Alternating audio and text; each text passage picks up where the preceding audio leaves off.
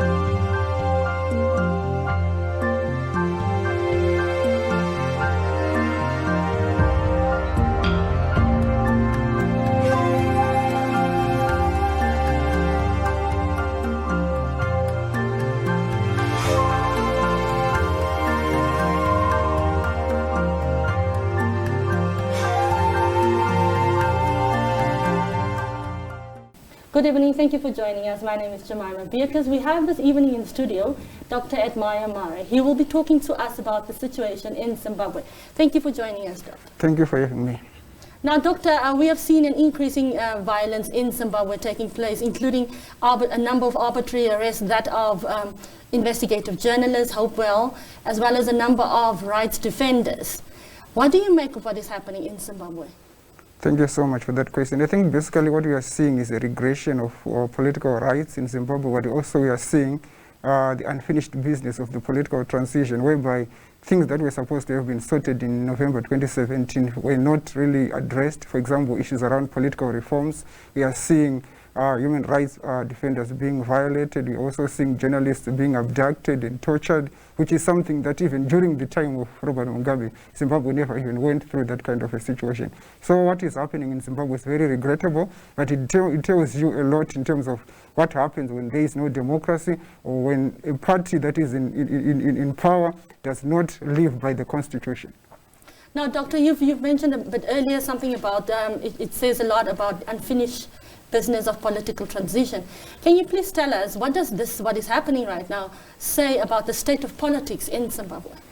Certainly it tells you that it's a zero-sum political game, whereby the party that is in power always uses its power to suppress, but also to silence those who criticize it. For example, the current situation that we find ourselves in, if you look at it closely, you see that it started when people were saying that we want to demonstrate on the 31st of July. Why? Because there was corruption, there was increased human rights violation, but also the socio-economic situation was also deteriorating. But when that happened, the government came out and said, we are going to deal with anybody who is going to come out into the streets. So how can a party that says that it's a liberation party claims that kind of a thing, and then goes on to repress people from actually demonstrating, even to protest? Because even in the constitution, the right to protest is actually enshrined in the Zimbabwean constitution. But the government that is there is saying, no, we are not going to allow you to humiliate us in the public domain.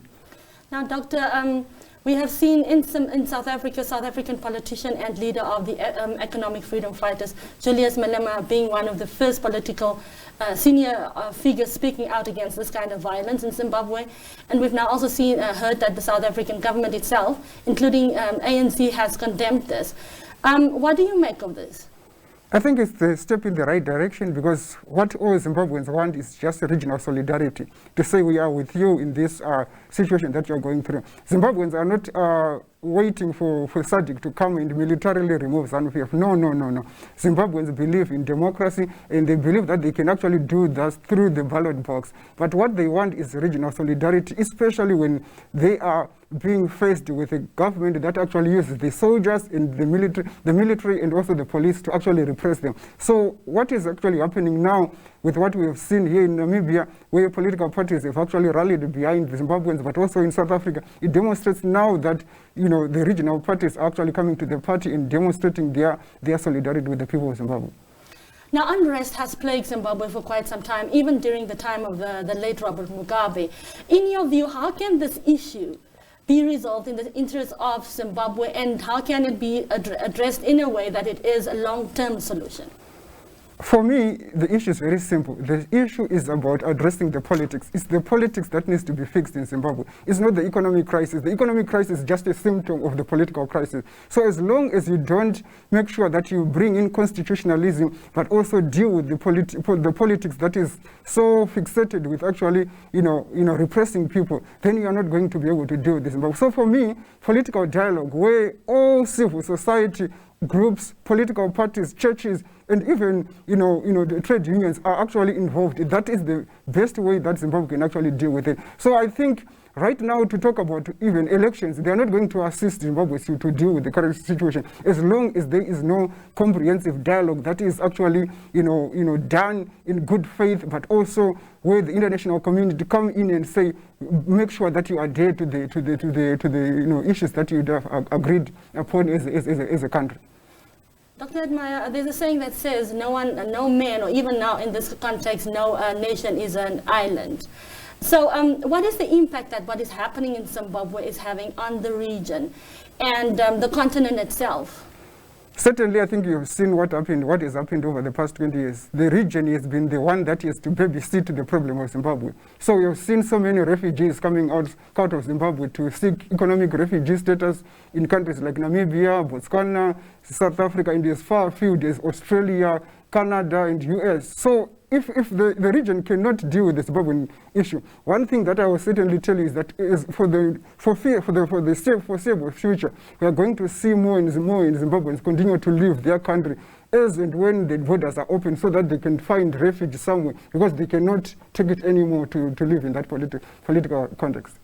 Now, we have seen many Southern Africa and even the continental African Union head of states trying to find, to hide behind these two continental bodies, saying they cannot speak, we must wait for this body to speak.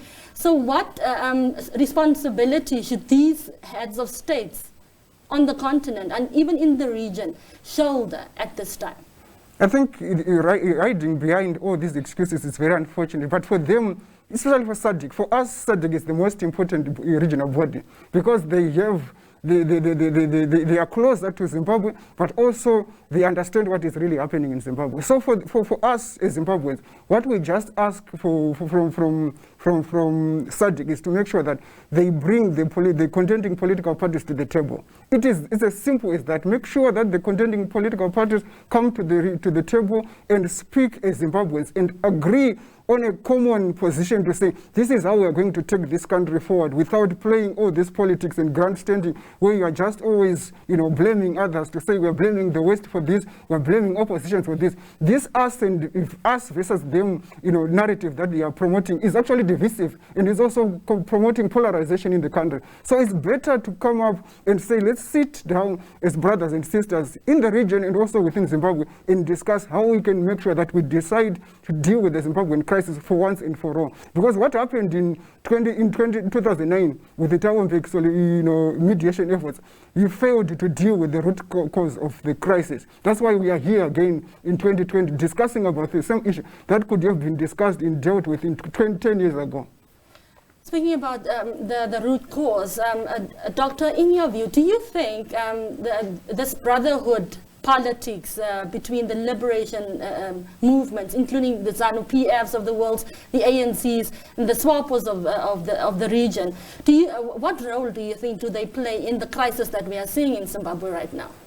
I think that is another very interesting dynamic, because that brotherhood always comes to the fore, and that also makes it very difficult for them to adopt what we would probably say a gunboat diplomacy. Now what you see is quite diplomacy, where you just try and speak to your brother in a little corner without us knowing really what you're talking about. And that's why even during the time of Thabo Mbeki, South Africa was promoting this quiet diplomacy. It has continued with Ramaphosa, it continued with Zuma, because they say we can't say that to our brother because of this brotherhood politics. For me, we need to go beyond this quiet diplomacy and start talking truth to power and speak to President Mnangagwa and tell him the truth. Say, you as a leader, you have a responsibility to uphold the constitution. You have the responsibility to make sure that Zimbabweans are safe. But if they are not safe in their own country, where do you think they are going to be safe?